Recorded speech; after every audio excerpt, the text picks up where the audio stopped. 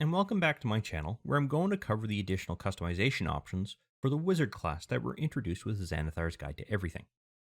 The customizations we will be covering in this video will allow you to enhance your playing experience for the Wizard class by giving you additional avenues to customize your character and provide more details about them.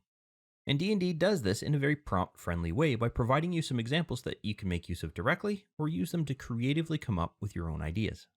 And the wizard customizations include things like the appearance of their spellbook, what their level of ambition is and what their goal is associated with that ambition, as well as the eccentricity of that actual character if there happens to be any.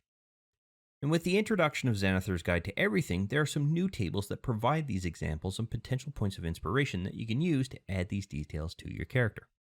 And the easiest way to get at them is simply to use the Classes button on the right side of the screen, scroll down until you get to the Wizard section, and open up the class sheet specific to Xanathar's Guide to Everything.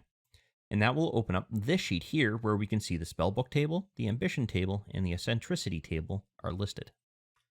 And the first customization you can add to your character is a more detailed description of the spellbook that your character carries around with them.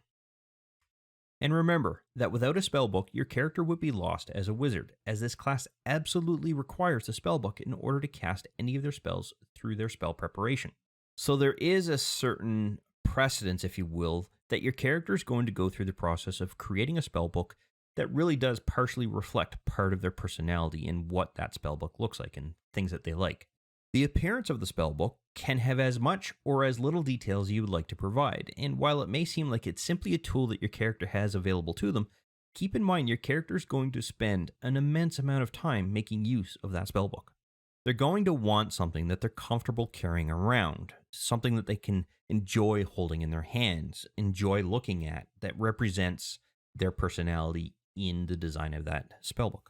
And when you think about it, whether it's to simply copy new spells into it, study the spells that are already there, or transcribe the scrolls that they have acquired into that book, it's your character's lifeblood. It's what gives them the knowledge of how they do the things that they do. So it's extremely important to them, and you're going to want to invest a little bit of time into that.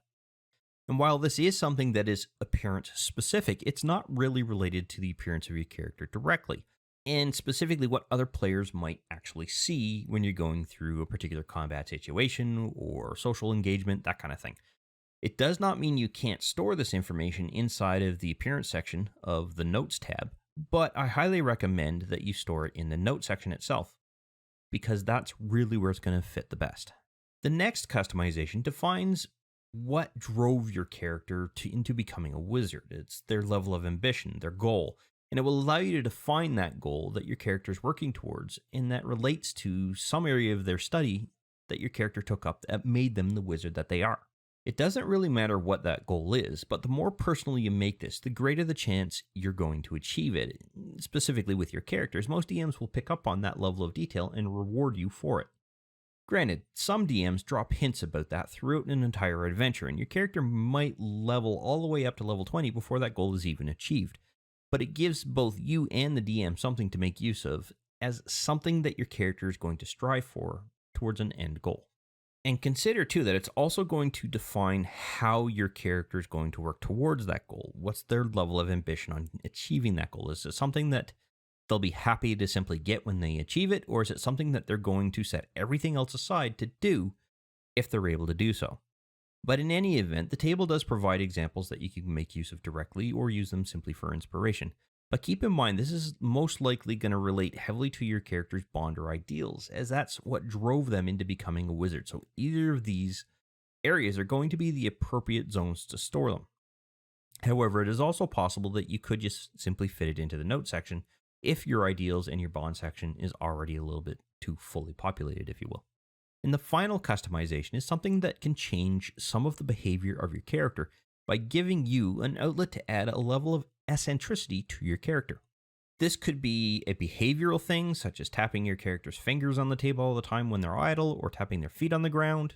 It could also be something that is specific to the appearance, like a strange hat, or they wear two left shoes, don't wear socks, or do wear socks but never the same color, things like that. And it can even be about how they cast their spells. Do they add a little extra flair to the final flourish of their hand as they fling a fireball towards their target? It really comes down to a level of comfort that you yourself want to be able to add in a role playing concept specific to your character. And it really does come down to how much detail you want to put into it. Do you really want to make your character eccentric or not? But I will say this, I have been in campaigns where there have been players who have created extremely eccentric characters, and the amount of humor involved in those campaigns really made the whole encounter a lot more enjoyable, and the whole adventure a lot more enjoyable, I should say. But all of these examples presented within the tables can be used directly, they can be rolled for, or simply used for inspiration to craft your own spellbook, define what drives your character towards a specific goal, and if they have a level of eccentricity that others might find odd, it's entirely up to you. The more details you provide to these customizations, the more connected to the character you're going to become, and may be rewarded for that by having the DM include some of those concepts into their campaign in some way, shape, or form.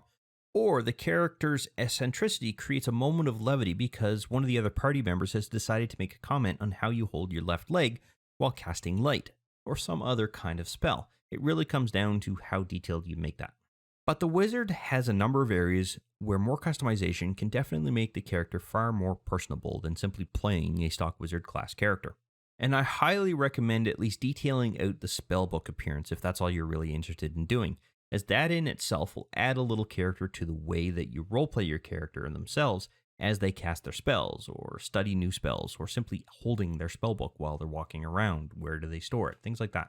But that does bring us to the end of this particular video, and I want to thank you for watching, and I hope you found it useful and informative, and I look forward to seeing you in the next one. I wish to thank you for taking the time to watch this particular video. I hope you found it informative and useful to familiarizing yourself with Fantasy Grounds in general, and that you had fun in the process. If you found the video useful and you liked the content of the particular video, go ahead and click that like button to let me know. And if you have any questions specific to the topic covered by this particular video, or just have some comments in general, please feel free to post something in the comments section, and I will do my best to respond to any questions that are asked. Additionally, I do release content quite regularly, and it's generally specific to Fantasy Grounds or 5th edition Dungeons & Dragons at this time.